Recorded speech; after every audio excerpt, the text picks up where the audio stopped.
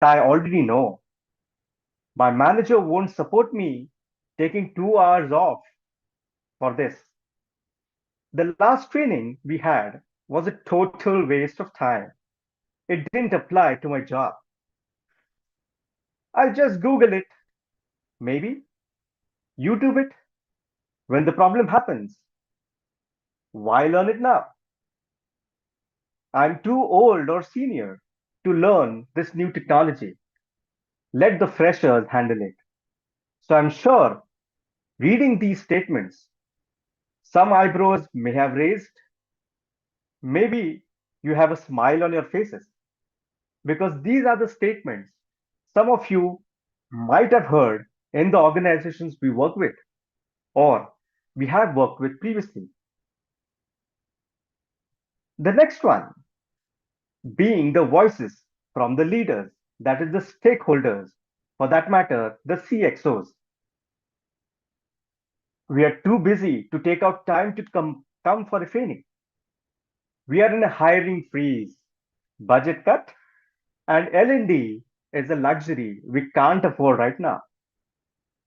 Can't we just hire someone who already has the skill? We need results today. Learning takes too long to show impact. Why do we need at all an internal academy? There are plenty of free videos on internet available. Last time we did a big training program. Nothing actually changed in the office the next day. And what if we train them and they leave? These statements also might raise your eyebrows and might also give a smile on your face. Because I believe the voices from the workforce and the voices from the leaders we have somewhere often or not very often, but have surely heard in our work life. Today's talk will be around all these aspects, where I'll be trying to touch upon of how we can actually promote a continuous learning culture in an organization. So by going through all these questions, right from the workforce perspective and the leader's perspective, what do you think the root cause would be? According to me and the experience which I hold, the root causes behind these perceptions may be one of these or all of these. The first one may be that learning is considered just as training sessions instead of being recognized as a lifelong partnership for growth. Employees do not consistently experience or observe a direct link between learning and business results. And CXOs, managers, tend to categorize learning as a cost burden rather than a strategic investment that fuels value creation. So I believe these three are the root causes of why we have those perspectives from the workforce as well as perspectives from the leaders, the CXOs, the board of directors, and the stakeholders overall. Just as we move forward, I just want to give a brief snapshot of how the entire change of learning and development, and for that matter, education, training, learning and development has happened in all these decades. Previously, in all our studies, right from the school time, we always used to hear the statement that is change is the only constant. And now, 2026, the time we are supposed to say that learning is the only constant. So, just as a brief snapshot which you find on your screens, so Career 1.0, the education dominant era, where formal education was very valued, organizations used to value academic pedigree over practical ability. When the decade changed, the world moved to Career 2.0, which was called as the training era. The training became a process driven thing. Companies focused on compliance and efficiency. Again, a decade ago, again, a decade after that, we came to Career 3.0, where we experienced the digital revolution, the MOOCs, the LMS, the digital learning, the blended learning models encouraged, encouraged self-directed, self-paced learning, most probably strongly when the COVID started all over the world. And now, in the age, in this decade, starting from 2020, we are into Career 4.0. In India, we call it as also called as Industry 4.0. So Career 4.0, the skill building era. Now it is a world dominant thing today. Organizations are hiring for skills and capabilities and not just education, not just degrees, not just trainings. And now the world is a skill economy as a whole. And therefore, as I said, learning is the only constant today, which has to be in our mind day in, day out, and in the mind of the workforce, also in the mind of the CXOs, that is the stakeholders.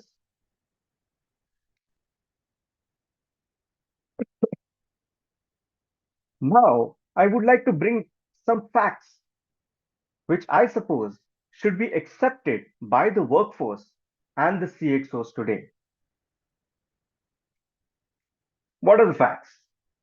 We all know that shrinking half life, most commonly called as the shelf life of skills, has been reduced from 10 plus years to 2 years or less. Therefore, what does this mean? A skill acquired by a person this year, after 2 years, that skill may become irrelevant or may not be accepted or may not be workable. So, the shrinking half life of skills is a very important factor to be considered today by organizations and learning and development professionals for that matter, while devising, designing, planning, strategizing the learning for an organization. Skills are becoming context specific and not generic. The days are gone for generic skill trainings. From role based to capability based skills is what the world is today. Learning and training now needs to be continuous and lifelong. So, when I mean continuous and lifelong, it has two meanings, two separate understandings. It has to be continuous and it has to be lifelong. So one cannot say that though I am into a continuous learning system, my life is full, my life is complete. No, it's lifelong learning is what will survive us, and not just calendar tick mark events.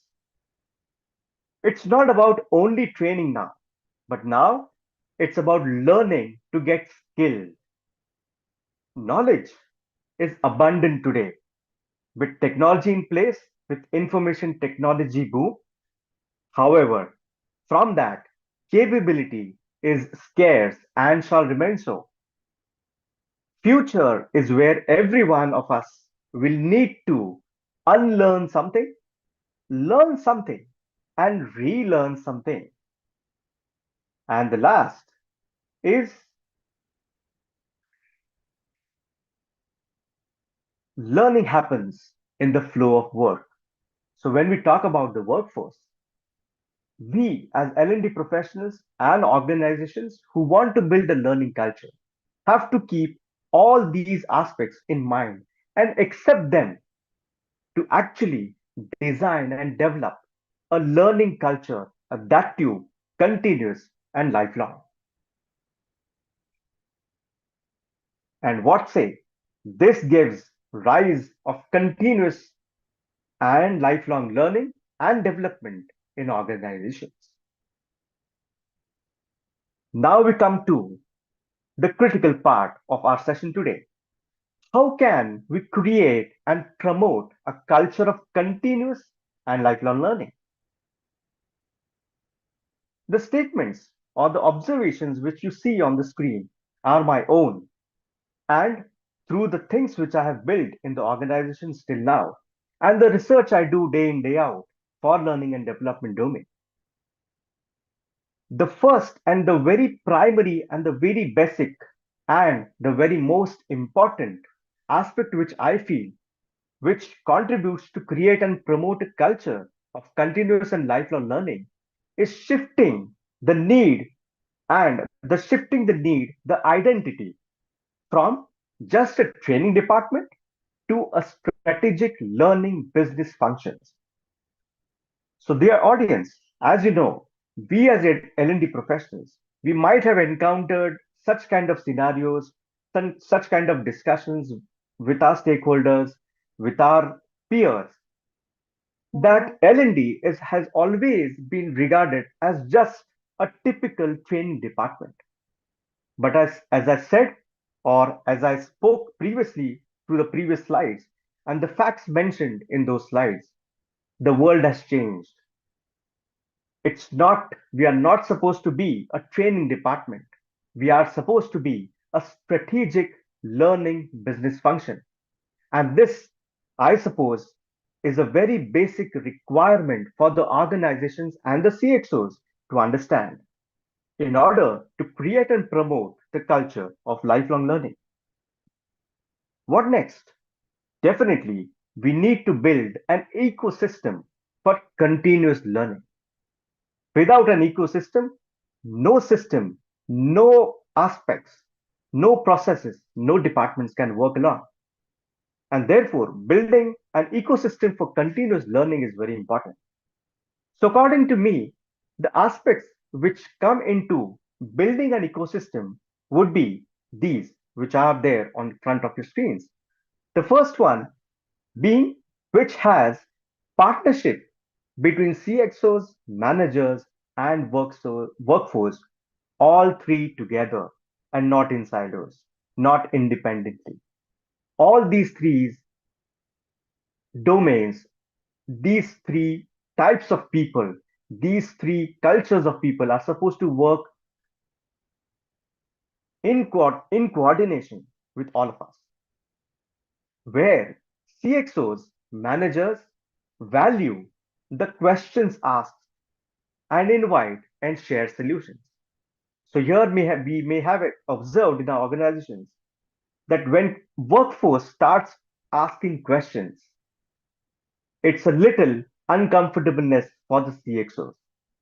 But when we talk about the culture of learning, culture of career development, culture of talent management, culture of talent development, culture of succession planning, definitely questions are supposed to be welcomed by the CXOs and the stakeholders for that matter, and the immediate managers to whom the last workforce person is reporting to, where growth conversations are frequent and informal, where a learning university or an academy serves as a one stop source where workforce can approach for learning solutions, know their career paths, get mentored, get coached.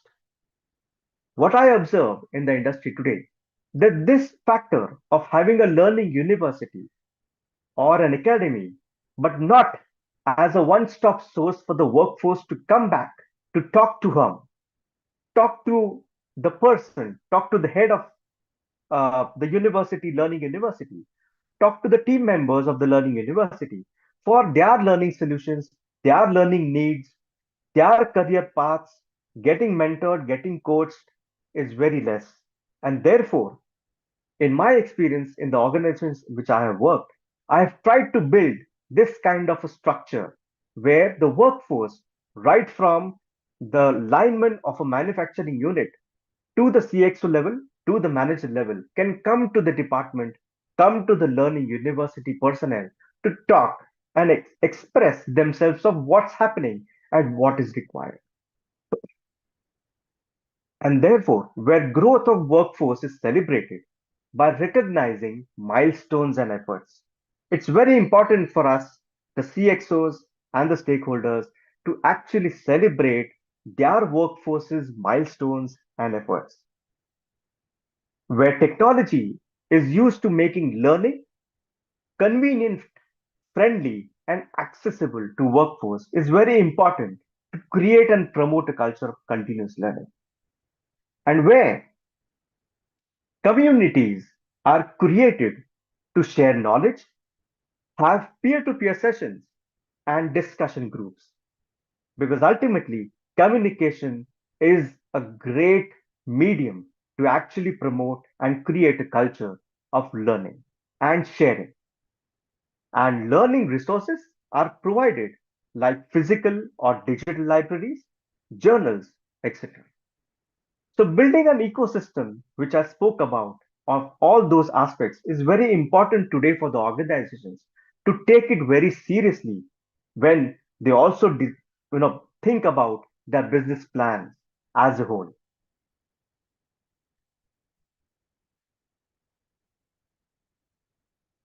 Let me tell you some real cases which you will be able to connect with the observations which I mentioned previously. One of the real cases which has already happened is in Google. Google's Googler to Googler, which they called as the G2G network.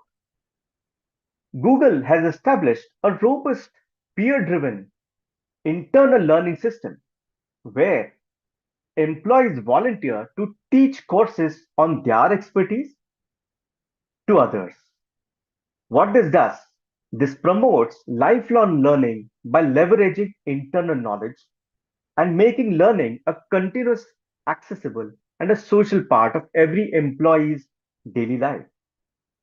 At AT&T's Workforce 2020 initiative, which is another real case study, AT&T was facing a massive skill gap as it shifted from a telecom to a tech company.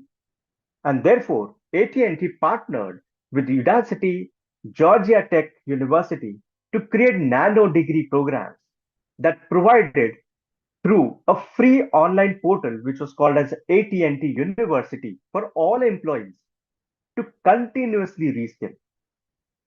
This explicit program established an expectation of ongoing learning to remain employable within the company itself. Internal and external SME buddy program. This kind of initiative I have implemented in my previous organization and in my current organization as well, where I have created a SME, that is a subject matter expert buddy system program, where the seniors in the organizations, the people who are expert in their domain as far as technical skills, as far as soft skills go, actually train the new joiners or the middle level people sharing their knowledge, and they become a buddy for those people and give a handhold in their work, in their day-to-day work. This creates a very great relationship between that SME and the next workforce, which actually makes the workforce excited to learn more and become capable.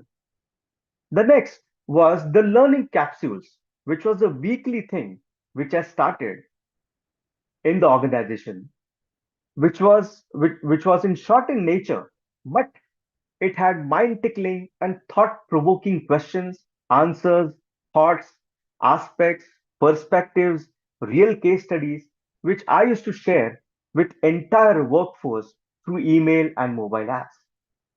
This gave the workforce actually the feeling of being relevant, being in sync with what is happening in the learning domain. I also started circulating learning news periodically, which conveyed linkage of learning to business impact. As you all know, and you might have experienced it definitely, that having a business impact from a learning program or a learning delivery or a very small training program also is very important for the business. And therefore, the linkage is very important.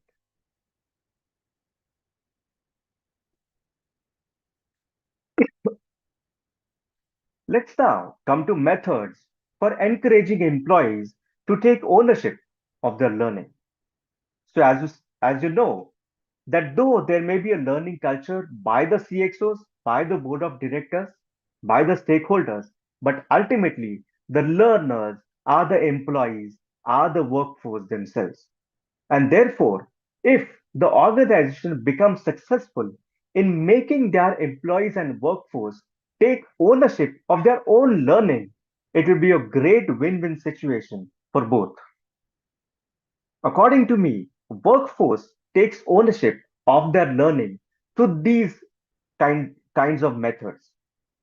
One, when they are made aware of why should they learn. That is, they should be told, that they should be conveyed, they should be convinced of why they should learn. What is the purpose behind the learning and development department, the stakeholders asking them to learn? When they are made aware of how will they grow after the learning, that is the payoff. What is the return they are getting from the training, from the learning they do in the organization? And the third, when they're made aware what changes for them, that is the impact which they are supposed to experience after taking that learning program or learning something new, what impact it will give for the business, for themselves in their work, or as well as on their personal level. So all these three are clubbed into the business impact, which is very important for the stakeholders to know. Next, when they are made aware of what happens if their learning stops. So, when it happens, when you go to workforces and tell them that this is a training program which we are doing for you, they are negligent, they are reluctant, they want to skip it, you know. So, what happens here? What we need to do is we need to change the approach of telling them. And this is what I call as cost of inaction. The workforce and the employees are supposed to be told what will happen if they don't learn. What will happen if their learning stops? Instead of asking them to do a training program as just a compliance thing. So this is called as a cost of inaction. Next, when they're given the clarity, its relevance and its impact on their way of doing work, they will definitely get encouraged for learning, encouraged to take ownership of doing that learning.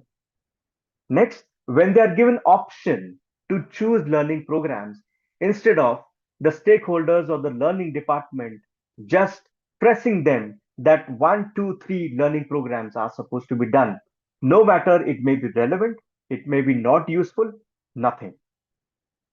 Next, when they are given tools, convenience, and time to learn. So, what I have observed in the organizations which I have worked, always there is a point that the workforce, the employees, cannot devote time to learning.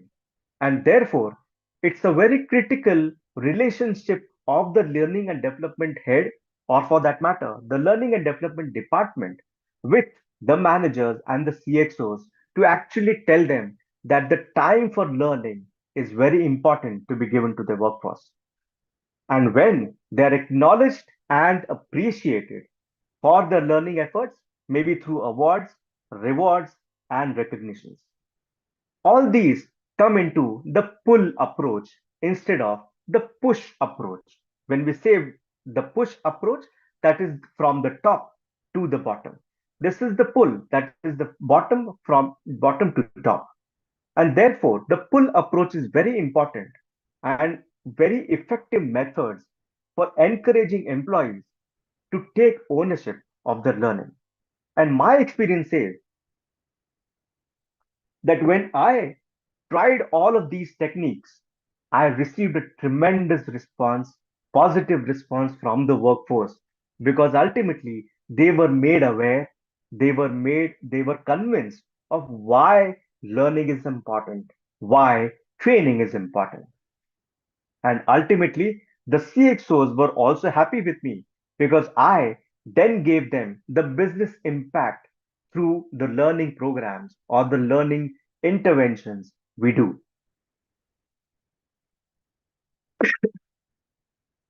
Let's come to the role of leadership in promoting a learning culture. So when I spoke to the CXOs, when I spoke to the stakeholders, they require a business impact of whatever learning is done, whatever culture of learning is there in the organization. And more the business impact, the more support, more budget allocation for learning for the organization.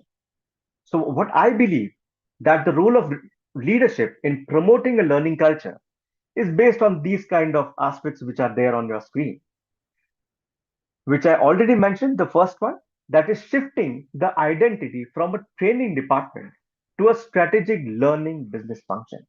And therefore, the leadership should give the importance to the strategic learning business function and not just as a training department or a trainer or a training program. Giving L&D a place in the executive board is the need of today.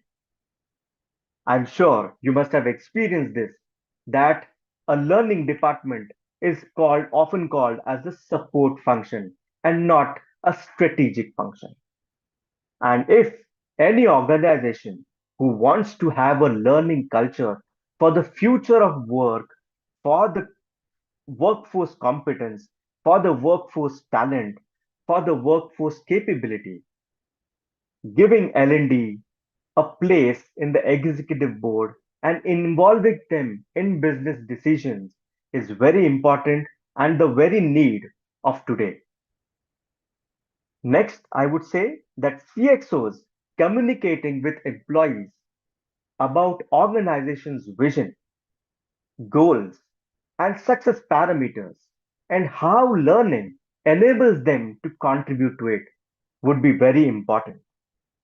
Because when the workforce gets to hear directly from the CXOs of what will happen when they learn, when they get them skilled, when they do something else which they were not doing before, which is actually helping them in the business, in the productivity, in the efficiency, then only that connect, that relationship between the CXOs, the leadership, and the workforce and the employees will happen strongly and will continue strongly and ultimately contribute to in creating and promoting a continuous and lifelong learning culture in the organization. The head of L&D and the team needs to be projected as a go-to person for seeking, asking, and taking guidance for career, learning, training, and skilling. When the workforce knows or when the employees are aware that there is such one department, there's one such vertical which reports to the board of directors, which is a part of leadership, and to whom we can go and ask our questions, ask for help, ask for guidance in terms of skill building, in terms of capability building. This creates a tremendous impact. And therefore, the leadership of the organization should promote that the head of L&D is the go-to person for the workforce, for the employees for that matter, to come and talk, to come and express. Human centric leadership is crucial today to enable coaching instead of ordering. As we know, leadership may have that attitude of ordering, of passing orders to do things the way they want, the way they are supposed to be done. However, the organization can have a learning culture embedded in this when a human centric leadership is acting like a coach and not as a master. And lastly, managers to whom the workforce, to whom the last level employee is reporting to, needs to play a guiding role where they promote and motivate learning for their reportees. And therefore, what I feel, and as far as my experience goes, the role of leadership in all these aspects will genuinely create a big impact, a big positive impact on the workforce and the employees for that matter. And then actually build a continuous learning culture and the ecosystem, which we spoke about previously, actually in promoting a lifelong learning. Let us see some real cases which have actually implemented these. So, first we have the Apple way, or the Infosys way, or the Mahindra way. That is what they call when they talk about their own organization. What they have done is created a cultural DNA.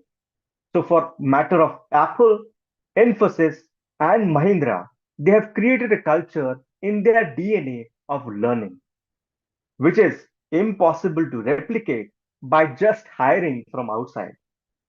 They have turned their workforce into self sustaining ecosystems. And the methods we talked about are a real case examples of what these organizations have done. Secondly, when we see at Genpact, Genpact has launched Genome, a cloud based platform mapping roles, skills, and learning paths, providing personalized, on demand learning resources for employees aligned to their career progression and organizational transformational needs. This is exactly what we spoke about the learning and development department doing as a coaching and mentoring for their workforces and a guiding one stop source go to person perspective. The head of L&D, this is a case which I have actually implemented in the organization I work for, where, as the head of L&D, I host a 30-minute dialogue with every department every quarter, which is apart from the T&I process. So when I go to each department, when I meet the department head and the lowest level employee in that department, I'm not talking about training needs of that particular department. I'm creating what? I'm creating a partnership.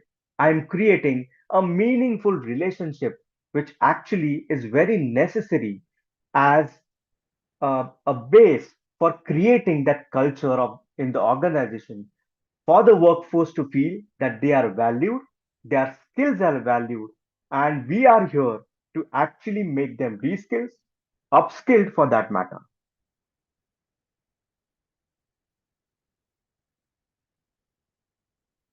Learning culture succeeds and sustains only when, now that we have seen what needs to be done to build an ecosystem for learning culture, what may be the methods of bringing the workforce contribute as their own ownership in their learning progress. What I believe that learning culture succeeds and sustains only when we have these factors in the organization. The first, it should be relevant, timely for the workforce. The workforce gets to know how their learning is creating a real business impact. Thirdly, it is being treated a part of an engine and not as an expense. It is able to predict future of work. And lastly, it becomes a part of the DNA of the business. These aspects, if taken into consideration, the learning and development department and the team taking efforts to build this, I am definitely sure that learning culture will succeed and sustain in that organization.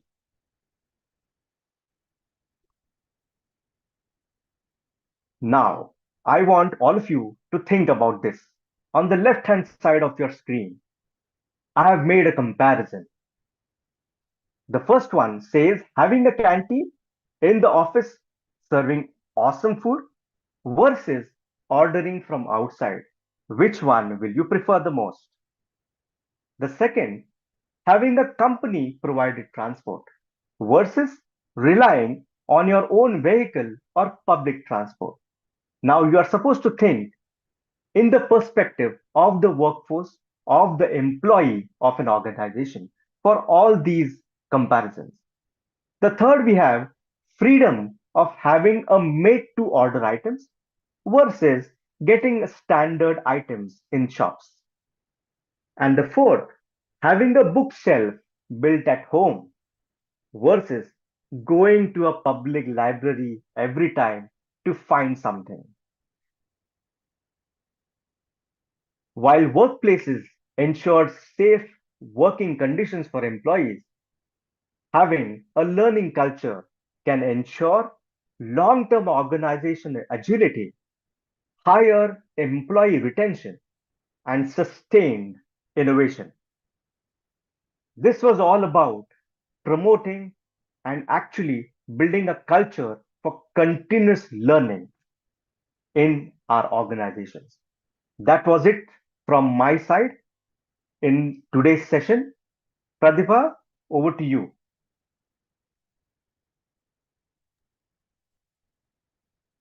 Thank you so much, Dr. Anand, for the wonderful, amazing, and insightful sessions.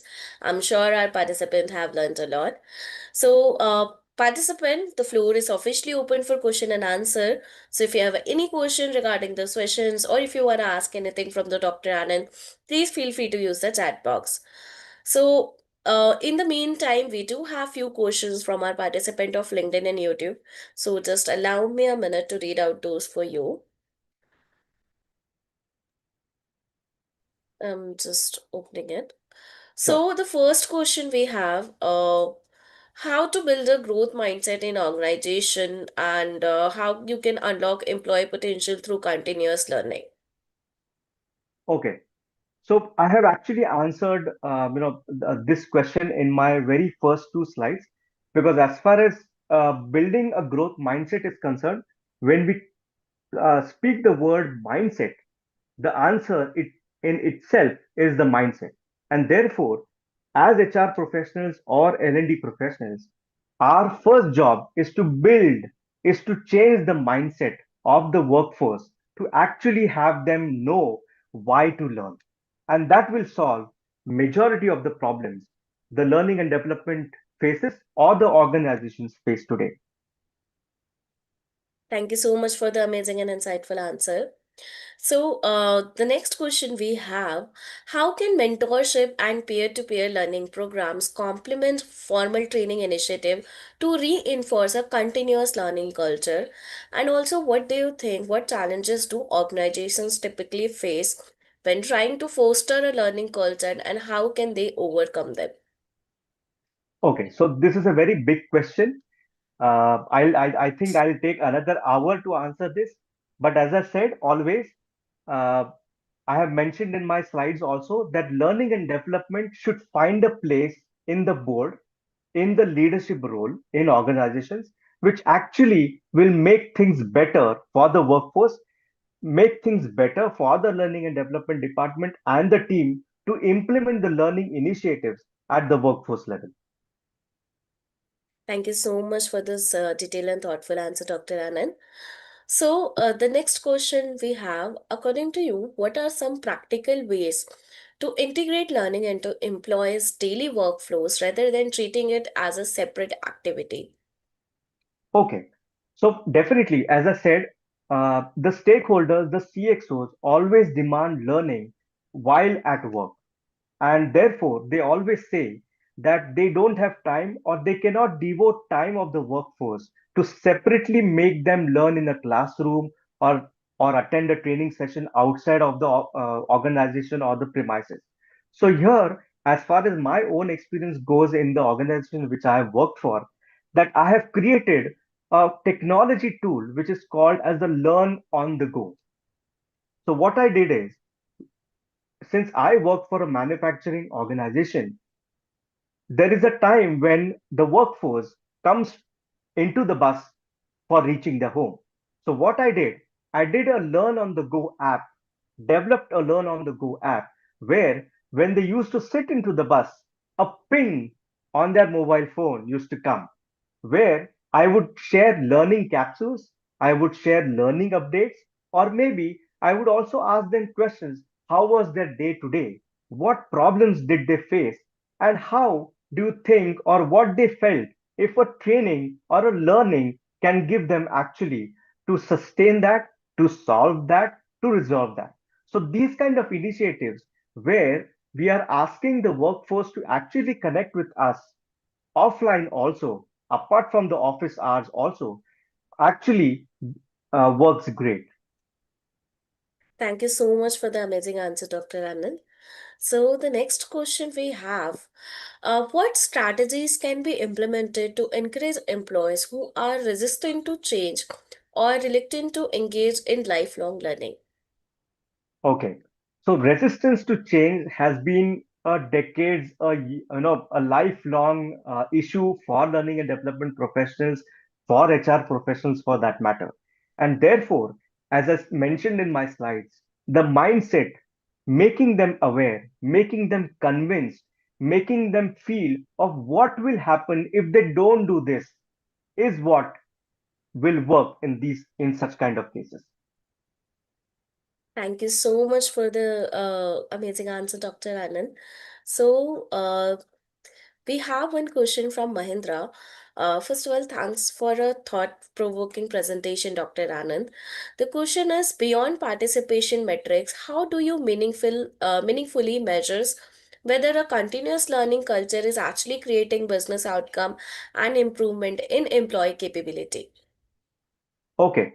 So actually beyond the matrix, as I said, the learning and development team, the learning and development head for that matter, is supposed to be in continuous communication with the workforce.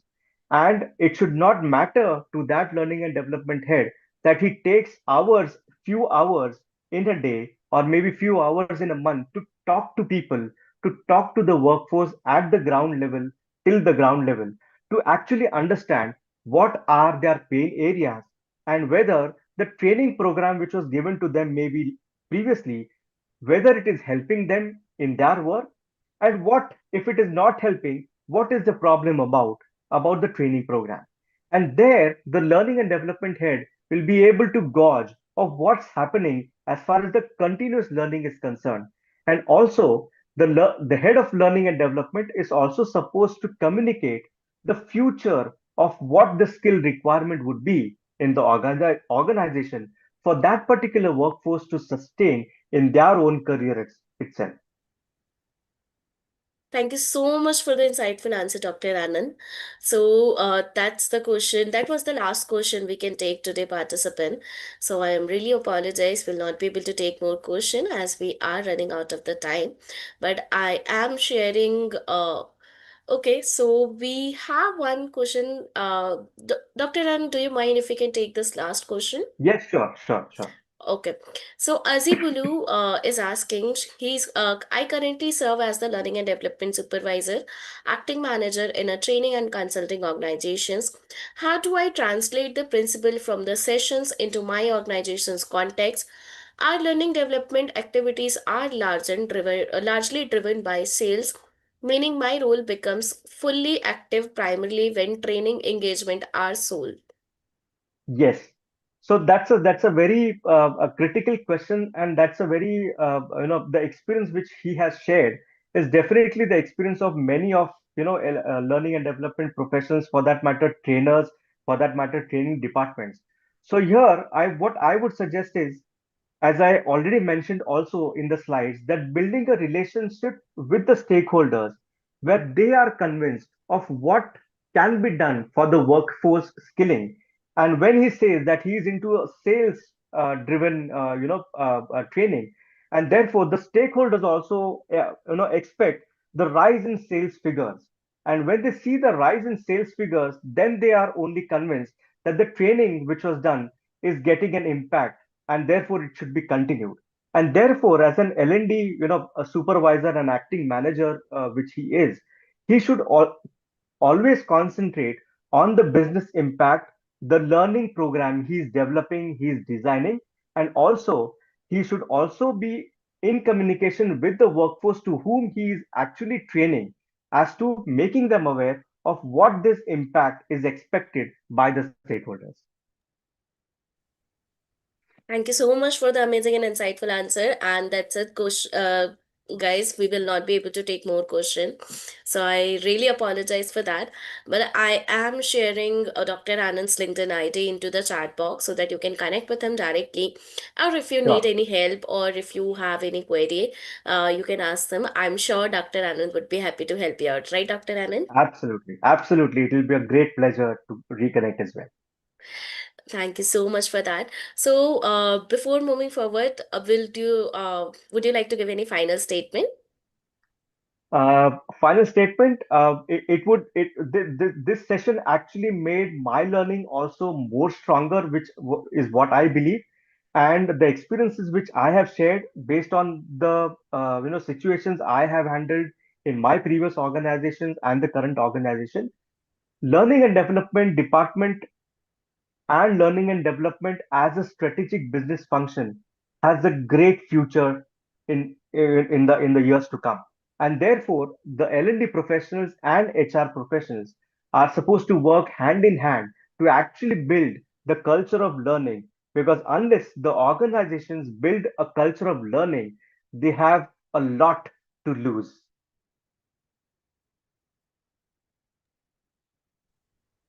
Thank you so much for the insightful statement, Dr. Anand.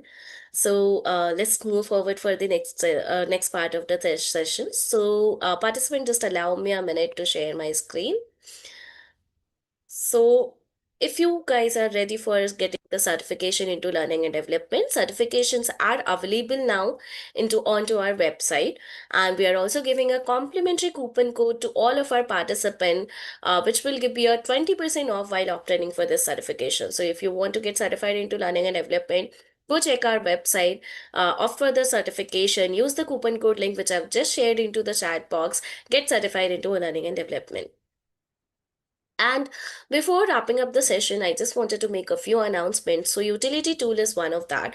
So, since the time I have started introducing utility tool, I've already started getting a positive feedbacks from the participant who were there on job hunting journey.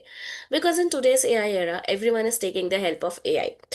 But that is also one of the reasons that most candidates' resumes are getting rejected, even though after having the skills and experience, because their resumes are not getting passed along from the AI ATS screening system used by HR.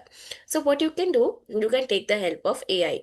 You can use the utility tool, you can log in by your LinkedIn ID and password, and it will give you a recommendation to improvise your LinkedIn profile according to the job designation you're looking and the industry you are targeting. So when everyone is taking the help of AI, why you're not? Take the help of AI, make your job hunting journey even more easier. And to help you out into your job hunting journey, we are giving a exclusively coupon code to all of our participants, which will give you 100% off while using this tool. So I have shared the coupon code link into the chat box. Take the help of utility tool and stand out your resume into the HR and recruiters. And as today we had an amazing and impactful sessions, tomorrow we are going to have one more impactful sessions with one of our speaker, Rutvik Shetty. Rutvik Shetty is a GSDC authorized trainer and AI innovation advisor and solution architecture. He is also a master of AI and a learning development professionals. He is going to lead the session on automated learning, how AI and automation drives scalability, consistency, and personalization in training by explaining how AI and Automate are transforming learning programs by enabling scalable, consistent, and highly personalized training experience. And it is going to be conducted tomorrow at 6 January. Time will be 9:30 a.m. Central, 11:30 p.m. Singapore, 9 p.m. Indian, and 10:30 a.m. Eastern. So I hope to see you all tomorrow as well. And if you are an ISO enthusiastic people, we have introduced new modules of ISO from designing ISO driven governance that works in the real world. It is from policy to practice, and it is going to be conducted from 5th of January till 31st January. And the timing is 8:30 a.m. Central, 10:30 p.m. Singapore, 8 p.m. Indian, 9:30 p.m. Eastern timing. So if you are an ISO enthusiastic, I would strongly recommend you to join into this webinar. Last but not the least, we are also having the webinar for AI in Action 2026 from prediction, protection, and performance across industries. So, in this webinar, you are going to get the certified learning webinar for business leader, technology professionals, and decision makers. This session explores how AI enable organizations to predict trends, strength security, and enhance performance across functions through real world use cases, practical frameworks, and actionable insight that drive measurable business impact in 2026 and beyond. And today we had Suanali Goel with us. Tomorrow we are going to have Hemant Patra with us for the one more impactful session into AI in action. And this is going to be conducted from 5th January to 31st January. And the timings are 7:30 a.m. Central, 9:30 p.m. Singapore, 7 p.m. Indian, 8:30 a.m. Eastern. So if you want to learn regarding new trends and new technologies in AI for 2026, this webinar is for you. And with that, it's time to celebrate our referral champions. We have Bhanu Durgesh, EBI, and Avinash Kumar. So special thanks to all three of you for helping us amplify an initiative and reach it to the wider global audience. You can also be one of our learning professors, knowledge advisors. What you can do, if any of your peers, colleagues, and professionals wants to join for any of our webinar, you can refer the registration link from our website to them. And if when they will be joining our webinar by using your referral code, you will earn a referral point. And once you hit a 50 referral point, you will be able to get a free $400 worth gift certification voucher. But this offer is also for a very limited time of period. Make sure you're taking the advantage of it. And if you want to be one of our speakers for learning capsules, webinar, and podcast, please do reach out at pratibha@gsdccouncil.org. Otherwise, pritam@gsdccouncil.org. We would be happy to have you in our session. And these are the platform where you guys can connect with us, our LinkedIn profile, our website, our WhatsApp group. Also, we would love to hear your feedback. We would love to know your session key takeaways and learning outcomes, because your feedbacks and suggestions help us improving our program and make your learning journey even more engaging, dynamic, and insightful.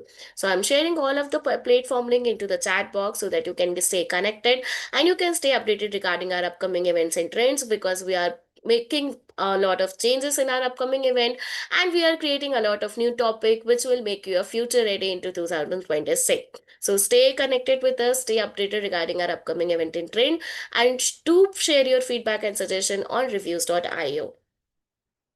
And with that, it's time to come to an end of this event. Thank you so much once again, Dr. Anand, for coming on our platform. We had such a blast in your session today, and I'm sure our participants have learned a lot. It was very impactful. Very honored to have you as as our speaker. And thank you so much to all of the participants for joining into our learning journey. So I am hoping to see you all tomorrow as well. Till then, keep learning, keep energizing. Have a good day, good night, good evening, good morning, wherever you are.